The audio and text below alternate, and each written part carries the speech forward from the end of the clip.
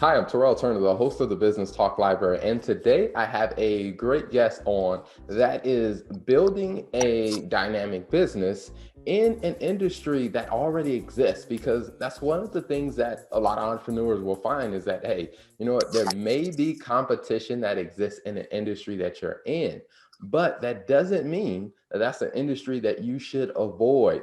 So I'm excited to talk to Mitchella Gilbert on her business and how that journey is going. Welcome to the show, Mitchella. Good morning. So excited to be here. Absolutely. Now, before we jump into talking about your business, tell us a little bit about what was your background before starting this business? So, I've always been super excited about innovation. I remember after I graduated from the University of Chicago, and after that, I jumped into robotics. So, I built a NASA endorsed robotics program, which was really cool. Uh, so, techie and innovation. And then I went into consulting, where eventually I did wind up again in the innovation space, but taking it from a more consulting approach. Um, all while doing this, I guess you can say I'm a fashion addict. I always love things like RuPaul's Drag Race or Project Runway, where designers got to create amazing designs based on challenges, and then you just got to see it all come together. And so I think between loving creative and like fashion, as well as the business side of me, like loving consulting and like problem solving and things like that, that really merged together into why don't I create a fashion business? And so I combine those passions. Well, being that I was from consulting, I didn't have experience necessarily running a business. And so I combined those passions by getting a full ride to business school. I'm at UCLA Anderson with the specific intent of learning how to build a business. And it's been a great experience, but I would say that's my background. Consulting, fashion addict, business school. Those are quite the interesting fields. I mean, because you know what I find interesting is that that blend of the creative and the problem solving. So what really brought you down the journey to say that, hey, you know what, I wanted to start a business? I think going back to that creative, there's just a part of me that needs to create. Like I need to see things come together. I need to, um, and even guess you could almost say like inspire people. Like I've been leading teams for a very long time, all the way back to college. I led our rugby team to state championships, and for like the first time in 5 years. And I think that was like a bug that really started in me. And no one in my family had anything to do with entrepreneurship. This is not something that like anyone, I guess, as a rapper would say, I got it out the mud. But I think I've always been attracted to creating, inspiring people, and uh, filling needs in the marketplace for things that people need. So, like Femtech, OYA's mission is really around how do we create sportswear that helps women move throughout their day more comfortably, considering that the current sportswear on the market has known to give women all sorts of adverse effects. So, I think those three things has really grounded me in a mission, and I just said, why not? Also, I think there's a freedom with being an entrepreneur that's almost like living the American dream. So maybe it's like I'm fulfilling my destiny, I think. Awesome, awesome. So, one of the things that I find interesting is when a person comes up with an idea and they're like, you know what, this is the idea I have, this is the business I want to start. And I think it sounds great. And I think theoretically it makes perfect sense. But once they start going down that journey, I want to talk about what was that like going from idea to actually having a business that you're running. There's a lot of speed bumps, roadblocks, everything. You gotta just being I think coming to business school really helped me with that because I was taking classes like marketing, I was taking classes like strategy, and UCLA actually has a program where you actually build a business. So like that was like what my scholarship was for, to come here and build a business. And so you have these professors and you have this team. I have an amazing team of people with so many different skill sets. So it's essentially teaching you how to look at a problem from like so many different perspectives. And I think that your team also helps keep you motivated, because on this journey you're going to hit so many unexpected surprises. Like I think I was listening to the CEO of Spotify. He said that he would rather iterate fast and get it wrong than wait for a long time and get it right. And I think that is really what the journey has been like to me. Just like iterate fast, see what happens, what's wrong, what's right, and like really focus on like how do you make things a little bit better every day. And again, I think having a team and a support system of like professors and things like that has made it really helpful for me on this journey. I do think that that is a very, very, very, very good point. And I'm interested, that whole iterating fast, because, a lot of people struggle with that because they want to get it right. Like and, being able to iterate fast also means exposing yourself to more failure or exposing yourself to failure faster. How did you kind of work through that mindset to get comfortable with that? Or are you still trying to get comfortable with that? That's a fantastic question. I think I mean, right? Like it's a fashion business, so there's always this pressure of like you want things to be like perfect and aesthetically pleasing. Like that's like what drives our business, right? Think about fashion shows. I think though there's also this like, I would say as a black woman, I think there's also this unspoken pressure that we often get to be perfect. So you see like a lot of like black women professionals, like we're not necessarily given as much room to fail. You know what I mean? And so I think it's been a difficult journey, like figuring out like you're never going to get anything perfect. There's always something you can improve. There's always some way you could improve. And that has been a spiritual journey, I guess you could say, and really like relying on my teammates. And also, I think just reading things about other CEOs, like, I mean, or even just like presidents, like Lincoln, like that man failed so many times. And like, you just really need to give yourself some grace. And I think making sure that you're balancing what you're doing, like with all the challenges that you face, and creating boundaries where you're making sure that you do things in your day that give you back energy to continue like being able to open yourself up to potential failure. Mhm. No, I think that that is very true. I mean, it's one of those uncomfortable things that I even had to learn myself, of really just getting to the point, like I said, of being able to accept that, hey, this is part of the process. So now, what I want to talk about now is, what are the products that you offer in your business, and then kind of, what's been your process with coming up with those products?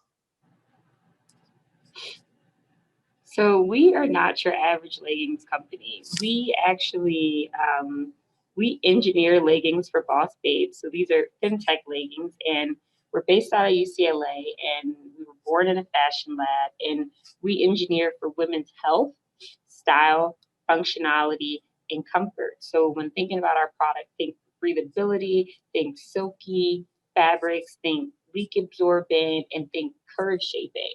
Um, as I mentioned, we're really obsessed with helping women get through their day more comfortably. And then the second part of your question was, how did we come up with this product? Hmm. Yeah, that's definitely been a journey. I think another part about like entrepreneurship is really getting comfortable with this idea of pivoting. I think maybe pivoting isn't necessarily failure, but I started in fashion thinking that I wanted to do streetwear. So this is like dressing men and dressing women. And fashion is interesting because you can take two approaches to it. You can either go the political route, which is more like a Louis Vuitton, which is where you're like building a brand. You're not necessarily doing anything innovative. Like there's nothing innovative about a Louis Vuitton bag, but they have such politics behind their bag and their brand and like their logos and their label that gives them a moat in the marketplace. And that's very expensive to build a brand like that because you have to think about how much you're spending on like marketing. Um, there's also another approach, which is where you're really filling a need in the marketplace. So almost think about when Nike got started, there was no other running shoe. And so they were able to create something and create a moat around that. So when I first started, I think I was so excited about fashion and everything like that, that I took the Louis Vuitton approach. So I was like thinking about like, how do I build a brand, et cetera, et cetera. But then coming to business school and learning much more about like strategy and moat building, I admitted like I pivoted almost immediately. I was like, this is not a way to make money. This is a way to spend money. And you see that a lot of fashion businesses actually go broke. And I think partly that's the reason why. Um, and so then my team and I really began looking for things like where is it need in the marketplace with a niche market that we can really like carve out a name for ourselves and do something that's never been done before. And I remember speaking to OBGYNs, and suddenly we began to realize that leggings have a negative impact on women's health. So like leggings actually make women 2 times more likely to contract vaginal illnesses. In addition to the fact that women already have a lot of vaginal illnesses. So if you think about America, like right now, like literally in this time, 30% of all women have like bacterial vaginosis, for Wow. example. Or like if you are a new mom, you just had a baby, anywhere from right after birth up to 5 years, like 30% of women are experiencing urinary incontinence. So this means that after you have a Wow. baby, your bladder doesn't work the same. And so just talking to these OBGYNs and these nurse practitioners and moms and interviews and everything, we started to realize that there was a real gap in the market around like sportswear that they could use that helped them feel fresh, confident, and sexy. And that really addressed a woman's needs. And we just decided it was a gradual process, but we just kept refining and iterating again and again. And eventually we got a product that we're pre-launch right now. So we've kind of been doing marketing and things because every time we get inventory, we essentially sell out of it. And I think there are some women who are angry that they can't buy our products right now. So I guess that like we got a comment on Instagram yesterday. This woman was just really mad about there not being products. And I was like, I empathize because she probably has problems, and like we want to be there to support. And so it's been a journey getting here, but I think the iteration has really helped. Gotcha. Gotcha. Now, if someone's interested in the products and interested in the story for your business, where can they find you online or on social media? Yes, Google us. You can Google OYA. I think we're eventually really want to own the word Femtech, and you'll be able to Google that. But that's a longer journey down the road. You can also follow us on IG or LinkedIn at Where Oya, so WEAROYA. And it's I'm getting used to the fact that you can Google Oya as well as like myself. I mean, you see so many pictures of our models and things like that. But like, we have a lot of amazing content that we're publishing out there. Everything from like edutainment around like how do women better take care of themselves and their health to really like fashionable photo shoots that we think are aspirational and inspiring. Awesome, awesome. Well, before we wrap up, one question I like to ask every guest that comes on is when you think about, your journey and what that's been like, what are two pieces of wisdom or two lessons that you would like to share with other entrepreneurs? I think number one, stay focused on growth. So back to this failure question and like iteration, like I think some people, especially in American culture, it's super easy to get focused on your ego and get caught up in like, how do you feel about things or um, do you appear to have the best answer and things like that. And like, for me, that's not successful because I'm not really coming from a place where I have unlimited resources. I'm not coming from a place where I've seen people or like have parents who've done this before. So there's nothing really necessarily for me to emulate. And so I think ego is actually very dangerous. And so focusing on growth instead has been really productive in that I'm not focused on being the smartest person in the room. I'm not focused on getting the best answer. Or like coming up with a revolutionary idea. I'm focused on growing and getting better every day. And that gives me the strength to lead a team, inspire people, and create a dope product. Um, I think the second part is if you make a mistake, which you will, because everyone does, and if you're truly doing anything innovative, like there's no real guidebook. You're kind of like out here creating your own map or like looking at the stars. Learn to breathe through your mistakes and accept them as a part of the process. And I know that's easier said than done, but breathing through it and like through meditation and things like that will allow you to focus more, and create space for you to be a more empathetic leader for your team, for investors, and for customers. And I say that because I know in the innovation space, especially if there's anything tech oriented, like our product has technology in it, I think men can sometimes get away with being very like this. Whereas like I think women sometimes have different challenges, and I think empathy is a huge part of being a woman leader. And so breathing through your mistakes, and focusing on growth, I think helps you show up as a better leader in that capacity.